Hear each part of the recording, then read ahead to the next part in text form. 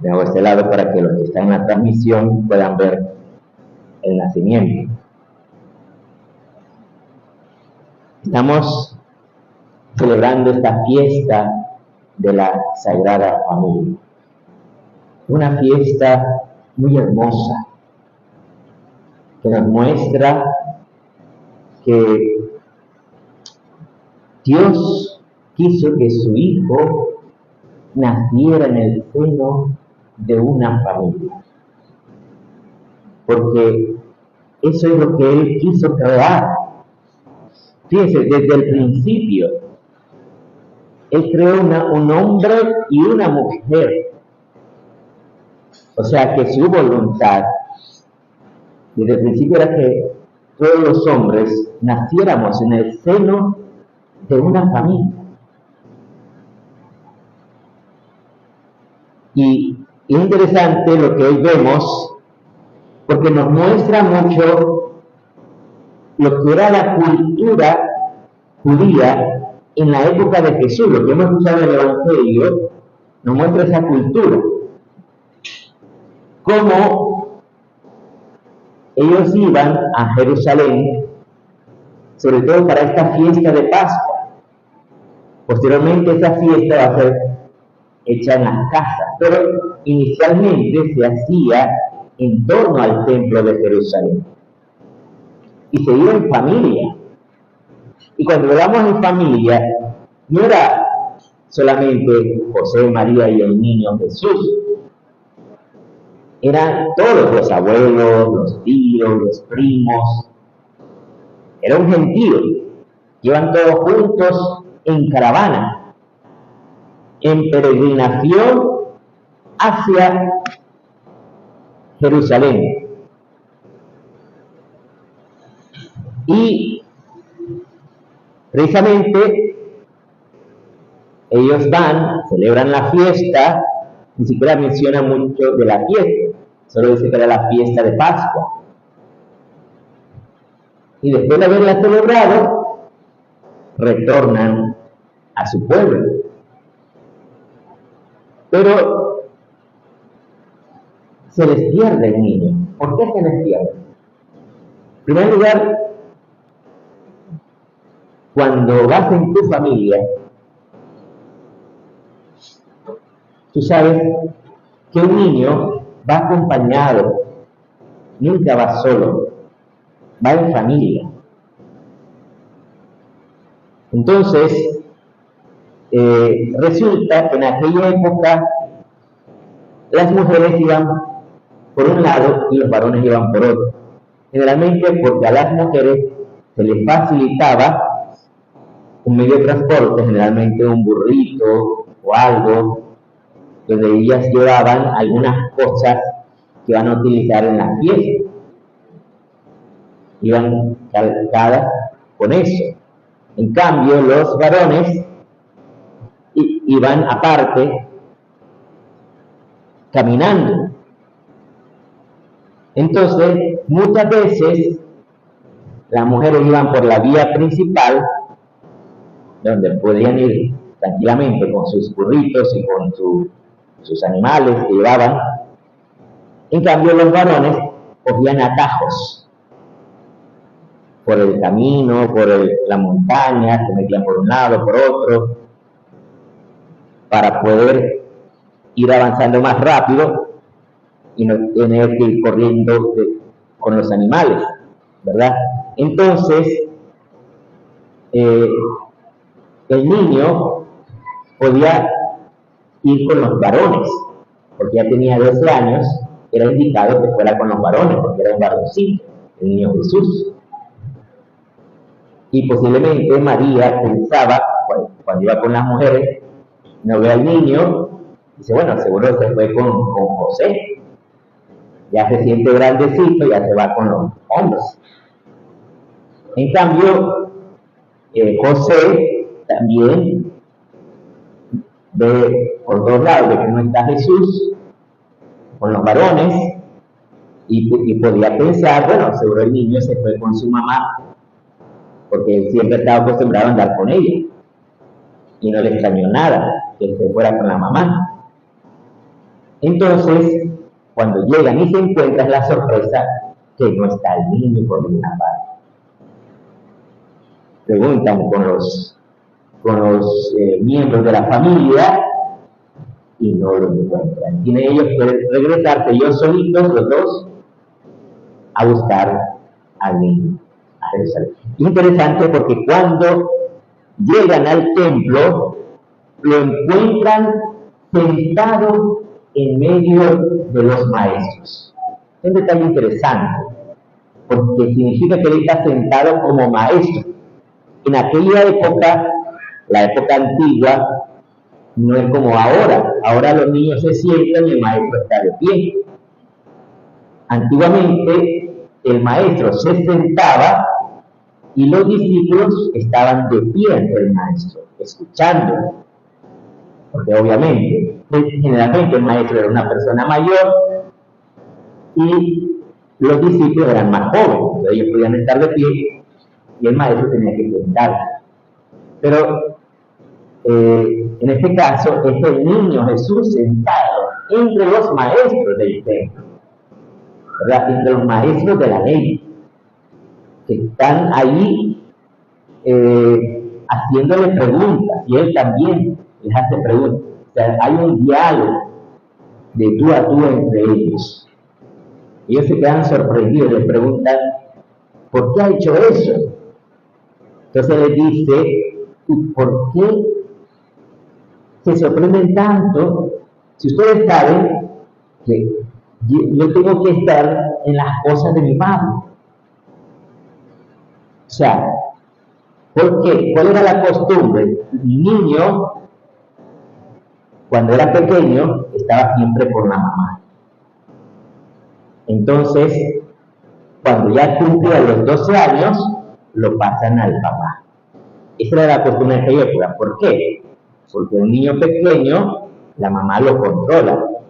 Pero cuando el niño va creciendo, entra en adolescente, el papá tiene que imponer su autoridad.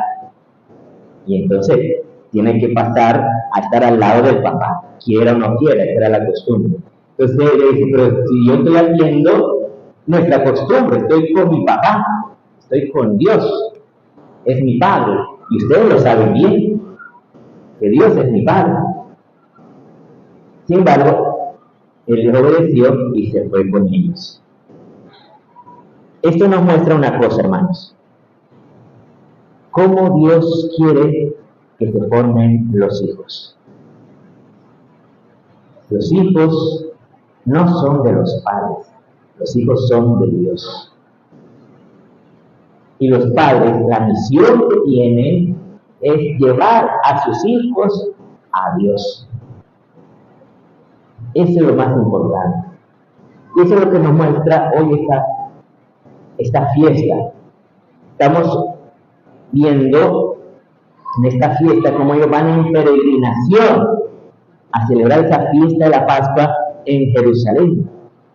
También los padres de familia, cuando van a misa cada domingo, van en peregrinación. Antiguamente siempre íbamos caminando. Yo me acuerdo de mi casa, siempre íbamos allá a la iglesia de San Miguel, que nos quedaba cerca. Siempre. Ya después cuando crecí, iba a otra iglesia, pero al principio, cuando era niño, mis padres siempre me llevaron ahí, sobre todo mi mamá. Es la mamá o el papá que los lleva a los hijos a la iglesia y les lleva a estar con Dios. El mundo de hoy quiere destruir nuestra fe y ataca las raíces de nuestra fe. ¿Cómo las ataca? Las ataca destruyendo lo que es central, tanto en la iglesia como en la sociedad, que es la familia. La familia querida por Dios, la familia como Dios la quiere, es donde está el papá, la mamá y los hijos. Pero eso le han tirado a matar, a destruir, a acabar, a aniquilar. Han querido destruir nuestras familias. Y de hecho, muy pocas familias hay hoy en día. comparado con antes. ¿Y por qué ha pasado eso? Porque se ha querido destruir. Fíjense desde empezando por Lutero. Cuando Lutero empieza su religión protestante, lo primero que dice, el matrimonio no es un sacramento, por lo tanto se pueden divorciar. Empezando por ahí, ¿verdad? Él no escucha la voz de Dios, no escucha lo que dice Jesús, lo que Dios ha unido, que no lo separa el hombre. A él no le importa. Empezando por Lutero. Después, en la Revolución Francesa, muchos hablan de la Revolución Francesa, ahí viene la democracia, los derechos humanos. Y la Revolución Francesa fue algo horroroso. Mataron miles de personas y destruyeron la iglesia. En ese momento destruyeron la iglesia.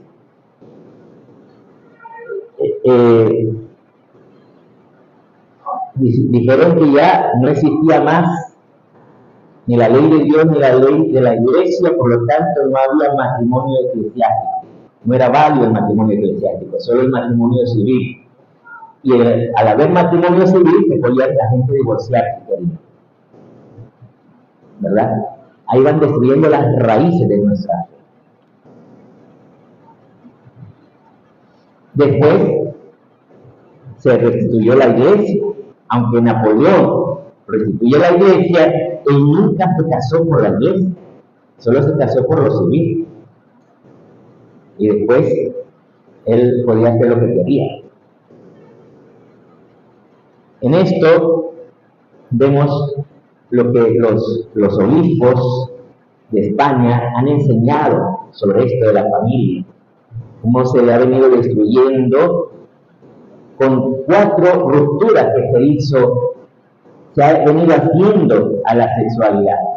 4 rupturas, porque la sexualidad es algo tan sagrado que viene acompañado de muchos factores, pero se ha hecho 4 rupturas. La primera ruptura fue esa ruptura con el matrimonio, que vimos viene desde Lutero, desde la Revolución Francesa, pero con más fuerza ha venido en el siglo XX, porque recordemos muchos de nuestros padres,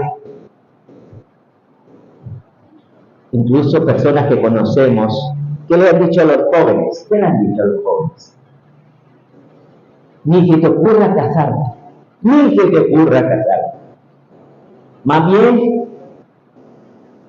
júntense, vivan juntos un tiempo, vean a ver si les funciona. ¿Y por qué dicen eso? Por el miedo al fracaso. Y el miedo es lo contrario a la fe. Cuando hay fe, hay confianza en Dios. Cierto que el amor es un riesgo, claro que sí. Siempre en todo amor hay un riesgo. El riesgo, ¿cuál es? Que te vas a encontrar con la cruz, que te vas a encontrar con el sufrimiento. Y eso no es fácil de afrontar. Pero si hay fe, no tienes nada que temer, porque Dios está contigo, porque Dios te va a fortalecer, porque Dios te va a ayudar. ¿Por qué nuestros padres, los mayores, vivían juntos a pesar de las dificultades? A pesar de que a lo mejor a veces el hombre era borracho, o la mujer era así o asá, era tal vez una mujer dominante, y sin embargo estaban juntos. ¿Por qué? ¿Acaso eran tontos? No, porque confiaban en Dios, porque se creían la palabra de Dios, porque oraban. Sí, nuestros padres oraban. ¿Cuándo fue que entró esto? Cuando entró el ateísmo, cuando dejamos de orar, cuando dejamos de rezar. El ateísmo entra no porque pensábamos como los filósofos, ateos. No, simplemente el ateísmo entró en nuestra familia cuando queríamos vivir en pecado. Porque cuando éramos niños nos traían a la iglesia, pero después crecimos, empezamos a pecar, decimos, no, yo no quiero ir a la iglesia, porque en la iglesia dice que yo no puedo estar en pecado, y no me quiero convertir, quiero seguir en pecado, entonces ya no vuelvo a la iglesia. Y no volvieron a la iglesia. No volvieron a la iglesia. Pero el Señor siempre nos sigue llamando, porque Él te sigue amando. Después, el siguiente paso, la siguiente ruptura, fue la ruptura entre la sexualidad y la procreación. Y entonces empezó a verse a los hijos como algo horrible, como una carga. No tengas hijos, tener hijos es un gasto. Y se burlaban, empezaron a burlarse de las familias numerosas. Que eso se multiplican como conejos. Y se burlan de las familias numerosas. Le hacen bullying a las familias numerosas. Incluso entre nosotros. Nos escandalizamos cuando unos jóvenes deciden tener los hijos que Dios les quiere dar. Pero si eso es lo que la iglesia nos enseña, eso es lo que Dios quiere, que los esposos tengan los hijos que Dios les quiera dar. Nosotros muchas veces no pensamos como Dios, pensamos como el mundo. Y no nos fiamos de la palabra de Dios. ¿Por qué? Porque tenemos miedo, que es lo contrario a la fe. Y entonces entra, por ejemplo, los anticonceptivos, entra el aborto, entra a promoverse todas estas cosas en contra de los hijos, a destruir a los hijos, a matarlos en el seno de la madre. Y los anticonceptivos que hacen tanto daño a la mujer, hacen mucho daño. Y eso las feministas lo ocultan, no lo quieren decir porque saben que es verdad. La tercera ruptura, aquí también que se promovió también la homosexualidad. ¿Por qué? Porque si tú tienes relaciones homosexuales no vas a tener hijos. Pero tú me dices, ¿pero qué siempre han habido homosexuales? Sí, siempre han habido, eso es verdad, siempre lo han habido. Pero la sociedad de hoy los felicita. Se habla del orgullo gay. ¿Cómo te puedes hablar de orgullo de un pecado? Está bien, la iglesia tiene consideración a aquellas personas que tienen atracción hacia el mismo sexo. Pero les dice, no, ustedes no pueden tener relaciones porque eso es un pecado grave. Es un pecado grave, porque las únicas relaciones válidas son entre un hombre y una mujer dentro de un santo matrimonio. Todas las demás relaciones son pecados graves. Todas, siempre. ¿Qué significa que es pecado grave? Que eso te lleva a la muerte, te desconecta de la unión con Dios y te lleva a la condenación y al infierno. Yo no hablo del infierno para asustarte, sino que el infierno es real. El infierno significa la ruptura con Dios. Y Dios no quiere romper contigo, pero el mundo sí quiere que rompas con Dios. Dios te ama, Dios quiere lo mejor para ti, pero te quiere libre del pecado. La tercera ruptura fue la ruptura entre la sexualidad y el amor. Y entonces, mucha gente dice, no, es que el amor no existe. O cuando se quieren separar, dicen, no, es que el amor se acabó, ya no te quiero. Ya me aburriste, ya no quiero estar con vos. Y ni siquiera piensan en los hijos. si los hay. ¿Y sabes quiénes son los que más sufren en una separación? Son los hijos. Sabiendo que estadísticamente, si tú quieres que tus hijos puedan tener éxito, hay una forma, que es que los padres estén juntos. Si los padres están juntos, hay más posibilidades, más probabilidades, estadísticamente, de que los hijos tengan éxito en la vida. Eso es estadística. Yo no me lo estoy inventando. Estadística. Que hay una mamá que ha llevado a sus hijos adelante y llegaron a la universidad y tuvieron éxito, no sé cuánto. Bien, fantástico. Pero eso está fuera de la estadística. Eso son excepciones de la estadística. Lo más probable es que cuando está el papá y la mamá juntos, tienen éxito. ¿Qué significa tener éxito?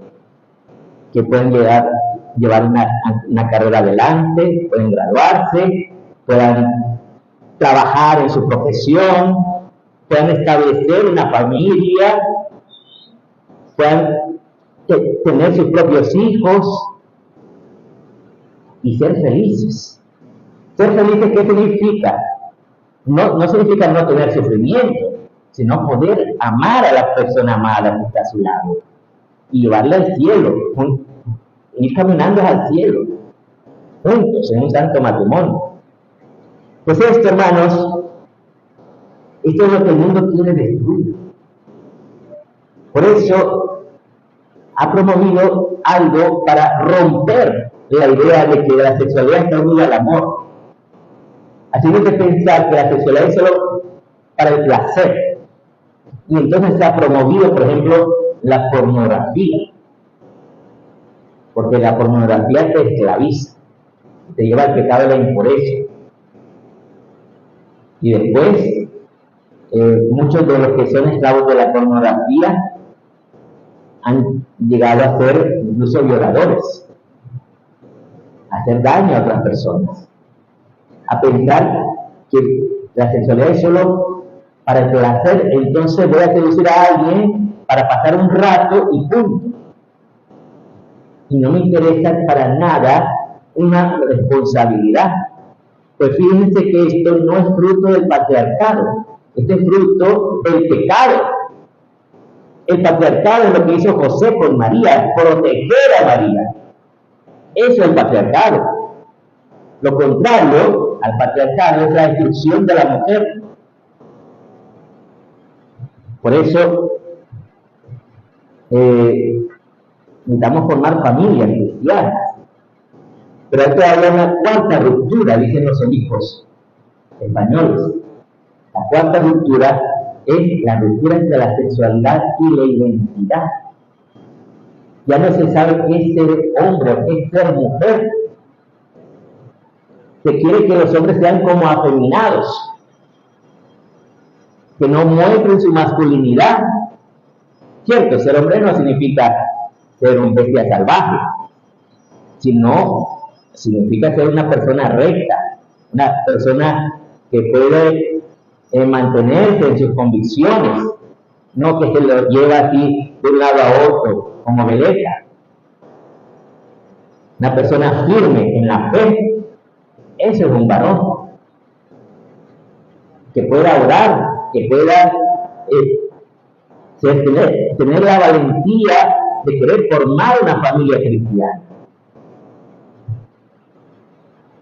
Y eso no se quiere. Y entonces se muestra también como querer que los varones sean como las mujeres o que las mujeres sean como varones. Y eso no es posible. Incluso tú puedes cambiar, cualquiera de nosotros, y lo hacen en otras partes, pueden cambiar su aspecto externo y puede ver un hombre que parece una mujer a simple vista. Después te fijas bien y te das cuenta, ¿no? Eso hay algo raro. Pero aunque tú puedas cambiar el aspecto externo, no es ahí donde está el ser hombre o ser mujer, no está en lo externo, está en lo interno, por ejemplo, en el ADN. El ADN no te miente, o eres hombre o eres mujer, no existe otra cosa. Ni siquiera existe lo que llaman los intersexuales, eso no existe. O eres hombre o eres mujer. Ahí se acaba todo. La biología, eso es lo que te dice que es ser hombre o que es ser mujer, en el ADN y en el cerebro también. Tú puedes cambiar tu aspecto externo, pero tu forma de pensar no lo cambias. La forma de pensar de un varón es propia del varón. La forma de pensar de la mujer es propia de la mujer. Somos seres humanos y podemos llegar a grandes capacidades ambos, cierto que sí, pero tenemos nuestra forma de pensar, cada uno. Eso lo dicen los expertos, los psiquiatras, los neurólogos, explican eso. Por eso no se puede cambiar el ser hombre o ser mujer. O tú eres hombre o eres mujer, punto. Y no vayas a engañar a los niños, porque cuando tú le metes hormonas a un niño, le haces un esclavo de las farmacéuticas para toda su vida. Nunca podrá ser libre de eso. Y esos son gastos millonarios en dólares. Gracias a Dios, tal vez nosotros somos tan pobres que no podemos hacer esas cosas, ¿verdad? Pero cuidado con eso, ¿verdad? No nos dejemos engañar. Entonces pidámosle al Señor que se puedan formar familias cristianas, que entre los niños. ¿Y cómo vas a hacerlo? Empezando por rezar en familia. Rezar en familia. Que los niños no quieren hacer la oración, es que no les vas a preguntar si quieren. Es que vamos a rezar. No es que les preguntas, ¿te gustaría rezar? No, vamos a rezar. Eso no se pregunta. ¿Por qué? Porque es algo que se necesita. Es como si vos estás enfermo y te tienen que poner una inyección. No se le pregunta, ¿te gustaría que te pongan una inyección? No, le informas al niño, mira, niño, te van a poner una inyección para sanar. Pues igual, vamos a rezar para que Dios nos ayude. Igual como le dice, va a la escuela, y un día dice, hoy tengo pereza, no quiero ir, no, va a la escuela, levántese rápido y ya se va. Igual, ir a la iglesia, así. Bien, hermanos, vamos a continuar suplicando al Señor que haga su obra en nosotros, orando y formando a los niños y formándonos nosotros en la fe también. Así es.